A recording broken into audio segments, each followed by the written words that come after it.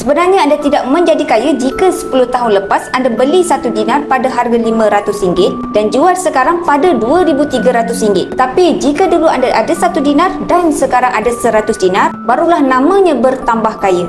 Untuk kaya dengan emas, anda hanya perlu fokus pada pertambahan gram emas, bukannya tunggu pada kenaikan harga emas sahaja. Dan emas-emas yang anda miliki sebaiknya jangan dijual kecuali untuk pelaburan yang lebih baik seperti menambah pemilikan hartanah untuk disewakan, beli tanah yang mendatangkan hasil, jadikan modal rolling business dan sebagainya. Dengan kata yang lain, untuk kembangkan kekayaan anda. Anda juga boleh gunakan simpanan emas sebagai talian hayat kewangan keluarga. Public Gold menyediakan platform akaun emas simpanan fizikal 100% yang membolehkan semua lapisan masyarakat memiliki simpanan. Gunakan peluang ini untuk memulakan simpanan anda atau untuk mengembangkan kekayaan anda. Walaupun simpanan emas Public Gold tiada dividen, tetapi emas yang disimpan dalam tangan memegang nilai sebenarnya kekayaan.